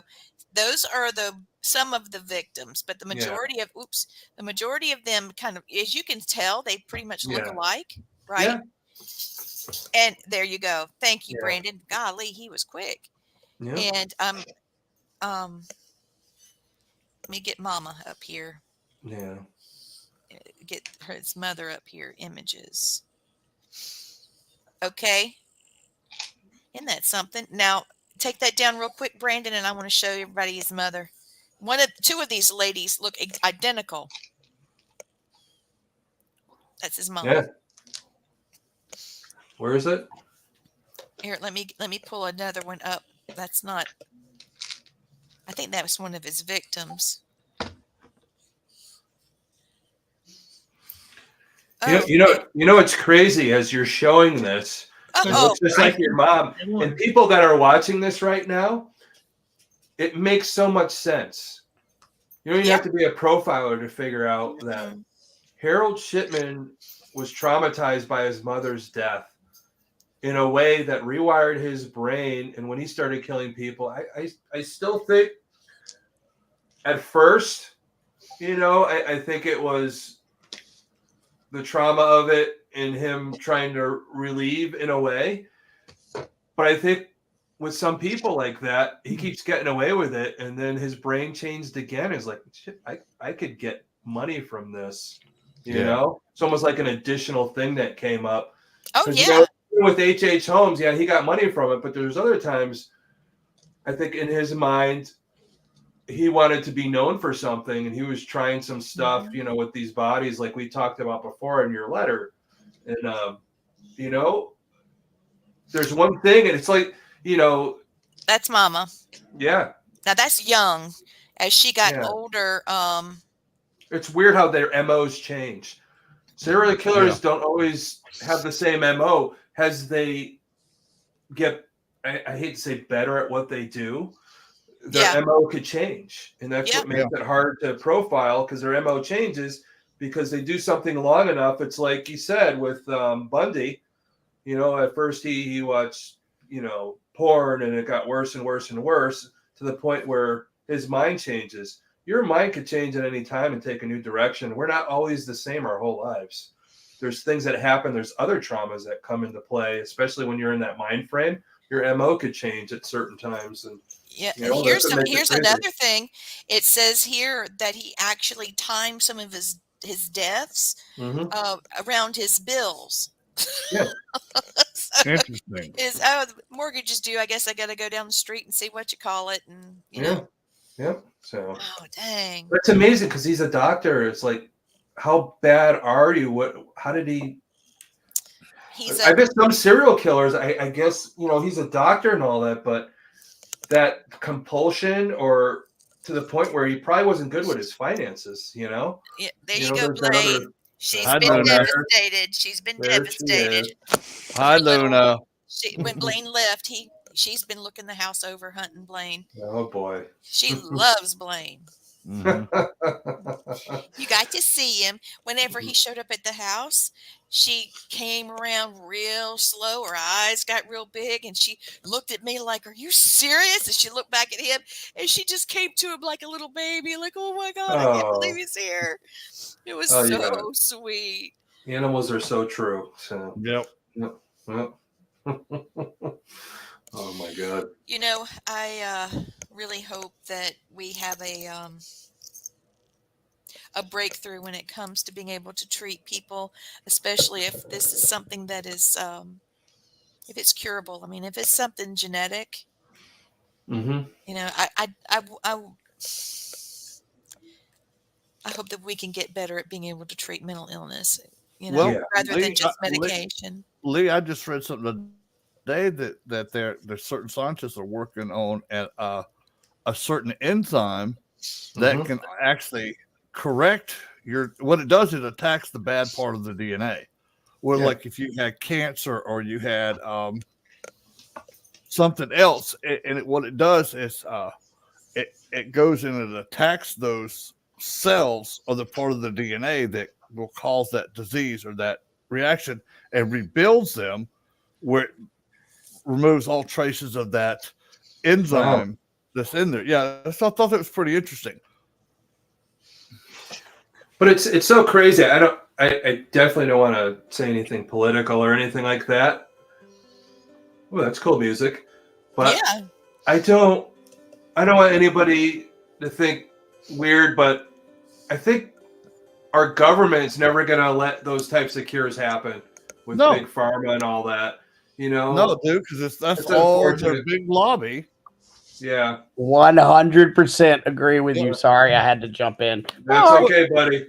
Well, now they've had probably cures for every disease we have. Yeah. But like you said, big pharma is big packs, and they put a lot of money into lobbies. And lobby money works, dude. It's not for the good, but it works. That gets those politicians like, okay, they gave me this amount of money. I got to do this. Yeah, we need more money for mental health. They don't put enough time into that, And like I was telling you, a lot of these serial killers, it's their upbringing. Is it genetic? It could be, but sometimes if you're genetically predisposed to it, that basically means that your family was that type of person. If you could pull somebody out to get that treatment, I don't wish anybody be taken out of their homes or anything like that.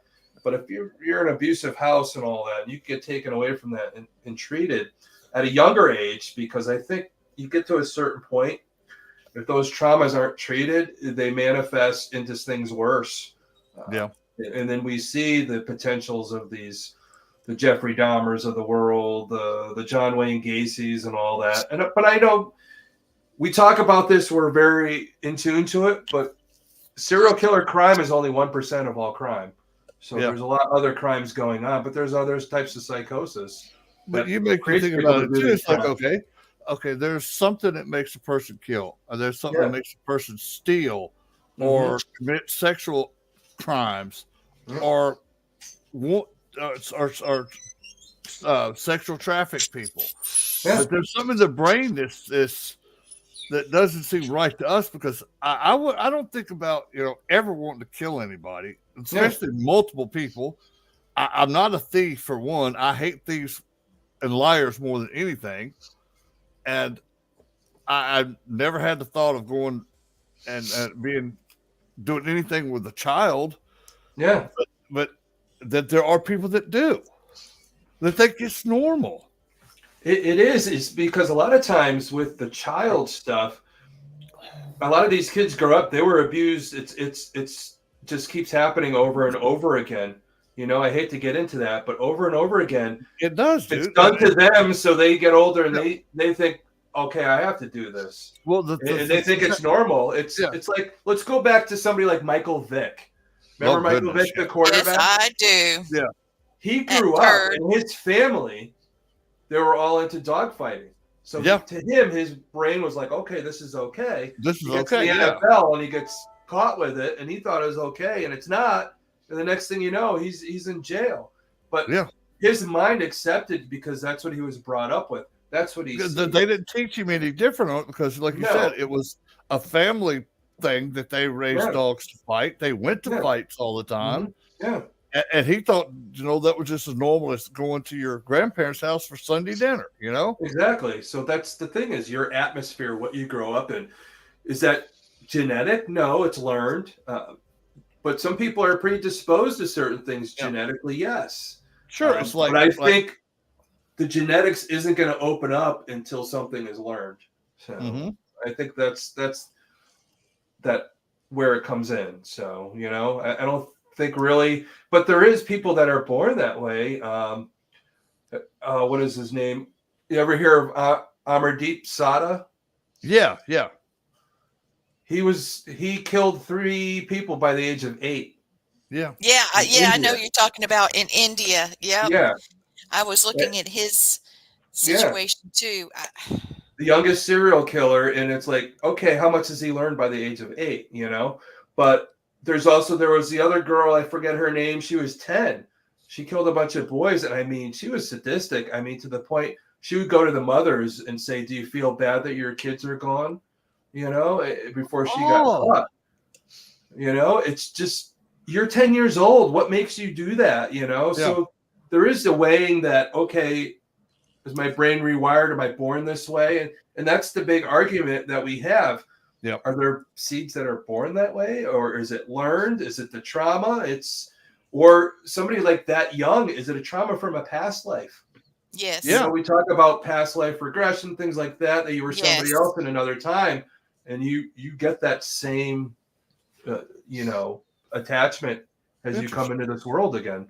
So it's so fascinating of how we look at those things, and it's never 100% on anything. Even serial killers, like I think my fascination is just like the paranormal. You're never 100% right, never 100% wrong about it. It's learning all this, the chase of it almost, that I don't think you'll ever even come up with the exact answer. And I think that's why we're so fascinated. That's why we do what we do. And that's why we try to help people and understand and throw out ideas like that people are like, oh, that makes sense. Like I said, I'm not always going to be right. And I always, when I make my talks, when I talk to people, I always start off my speech with everything I'm about to tell you, you don't have to believe, but hopefully what I say, hope the train's coming. And I hope what I say to you is going to help you. Where the train came from. Yeah. So the Chattanooga choo-choo right there. So, but yeah, I throw it out there that, wow, the train loves me tonight.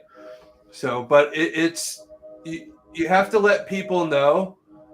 You don't have to believe everything everybody says, But when I do talk to people and say my experiences, I hope that it helps them and it triggers something to heal them, to bring them forward or anything like that.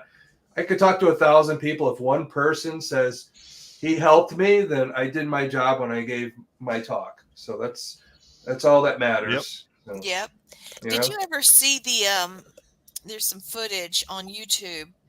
There's a child that young child that the parents had to lock her in her room at night to keep her from sticking pins in her brother. And she said that she dreamed about killing him and killing her parents, and they had to do some serious psychotherapy on her and training, and she realized that it was wrong, and she was able to learn ways out of that type of thinking. She said Yeah. that she felt like she had changed. She still didn't feel emotion like other people, but she was definitely exhibiting new learned behavior, Yeah. and she said she could feel feelings. Yeah. So there's a blend of personalities in that one that's, I would like to open that up a little bit. Let's unpack that one day and talk about it, because I don't know how to. My feeling is if they don't get early intervention like that, the best Mhm. option is to institutionalize them. But the institutions now are getting smaller and smaller and few and Yeah. far between. And now they just figured that society's got to take care of them, or the police department. Now we're starting to see that it actually costs more money to throw them in jail than just to put them in mental institutions. Yeah. Yep. Yeah, it's crazy. Our world that we live in, we give away so much money for other things that we need to take care of us. Us people here in this country, and give us a future. And sometimes a little bit of that money can save a lot of lives. And Oh yeah. Again, we don't take. We send our young kids out to war, and we don't take care of them when they come back. With I agree mental with health, that. exactly, with mental health and just our own children and stuff, and what it goes. It saddens me. I think the empath in me just it grinds my gears to see this stuff happen, and and I don't. You wonder what I could do about it is what I'm doing right now with you guys. Yep. Somebody hears us talking and all that, and makes a decision. I need to be there more for my kids and help them out, and they make that decision. I'm not saying there's anybody watching this is not raising their kids right, but if you make that decision to do a little bit more and that helps, you never know. It's like that teacher you had, that one teacher that helped you in life, and you always remember that teacher. Mm-hmm. It only takes one person to change your brain to think right sometimes. That's all it is. We got to be good to each other. We don't know what people are going through. We don't know when they need to hear that right thing. I think that empathy goes a long way. Listening is even further. The scary part is the cost to incarcerate someone is close to $200,000 a year. It's like a 75 to 100 to put them in a mental institution. It's a lot cheaper to use the mental route. Yeah. Well, the truth is, there's a lot of money in prison systems. A Yeah. lot of money in prison systems. Like we just talked about, the big pharma, wherever the money's going is that's what they're going to use. Unfortunately, we're a messed up society, and we are. Let's face it, our health and our mental health is dependent upon the insurance we can afford, and who has bought into the insurance. I've had to go to a whole different dentist from the one that I've had my whole life because the insurance decided to be stupid. And I'm not happy with the other place. And I'm thinking, gosh, if it's like this just with my teeth, what about people that have genuine problems? I mean, genuine mental problems.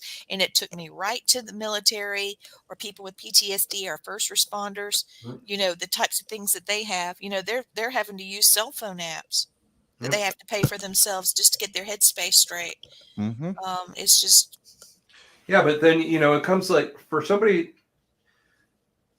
that help isn't there, but I believe just us here, the four of us just sitting here right now, and the people that are in our lives and in our circle, I think that's what depends on some of us being that positive reinforcement for some people.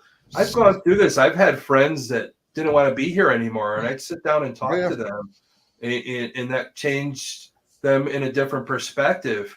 It's that love we have to have for each other as a society. Sometimes we can't depend on the doctors to do this, or we can't ask our politicians to do whatever. We have to help each other. So, but we treat each other like crap sometimes, and it blows my mind.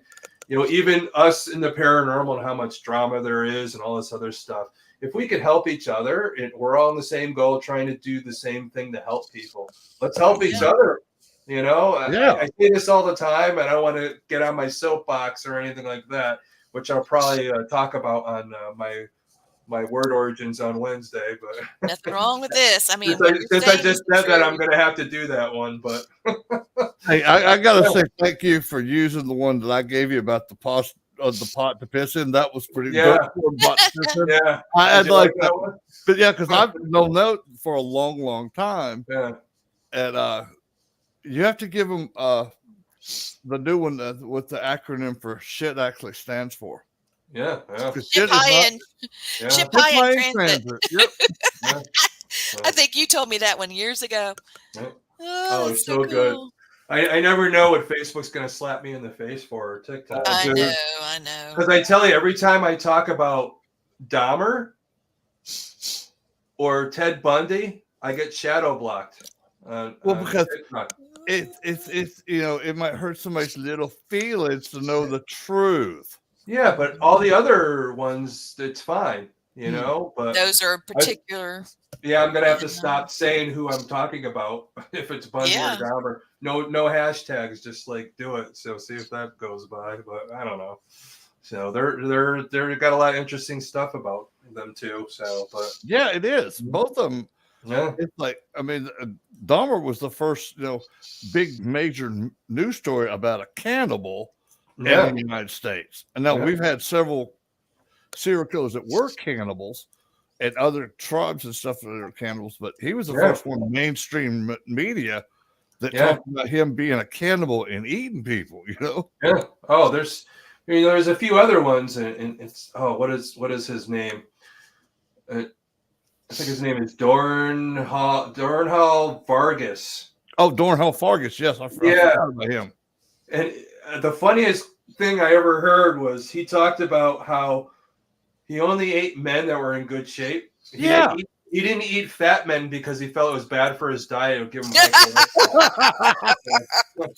oh my God. If I eat healthy men, I'll be healthy.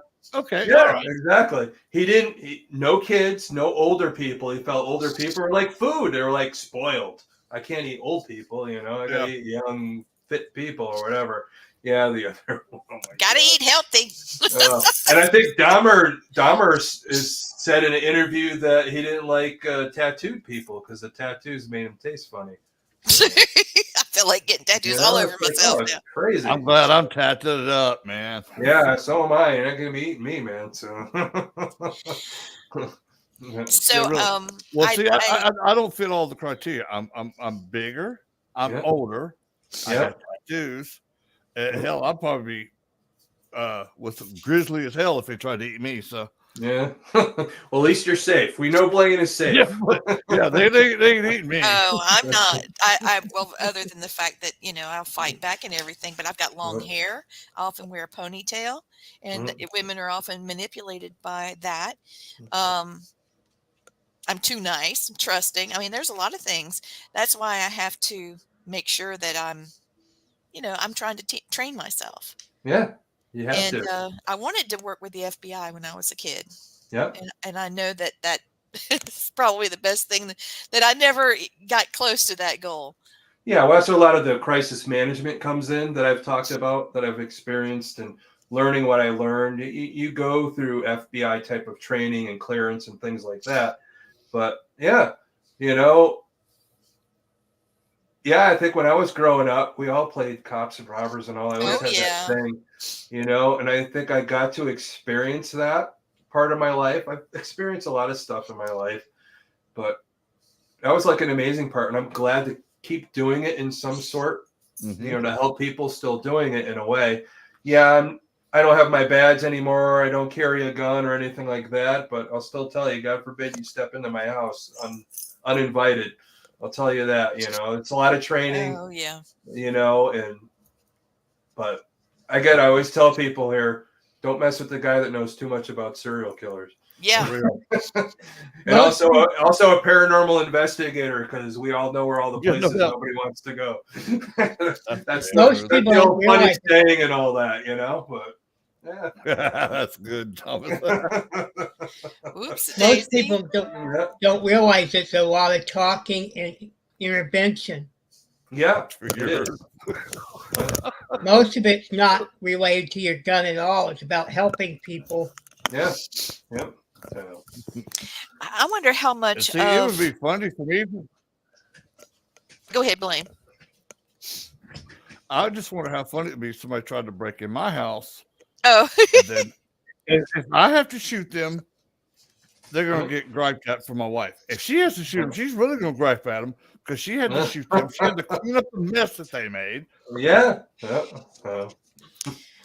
Yeah. Oh, it Yeah, gets they're going to crazy. get bitched out before they take their last breath. Oh, yeah.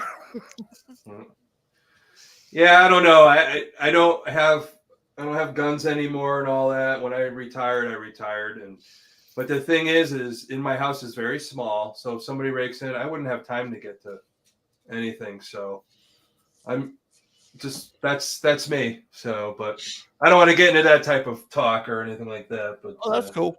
yeah. I got to ask you this, Tom, before we go off air. Yeah. Out of all the serial killers that you have studied, which one fascinates you the most?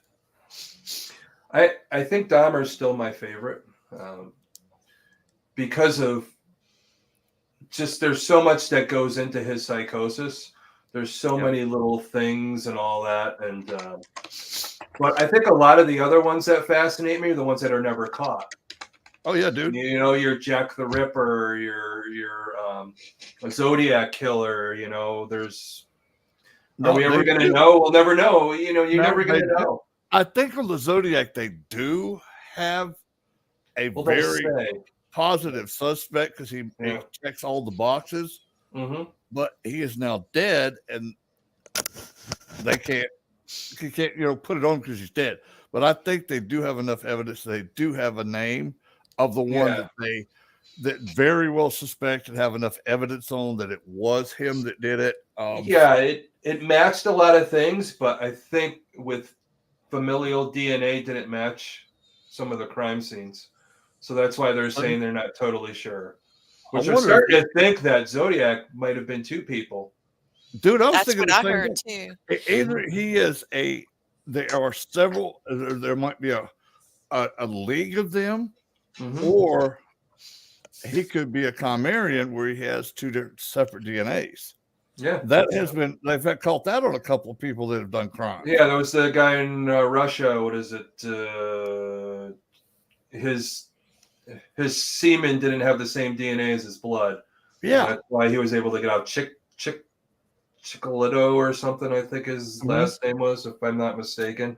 So, and Andrea Chicolato, or I think it is. Yeah, tetragenic chimera. So, but yeah. So those are the types of things, but I really think Zodiac, that could have been, but it's so rare.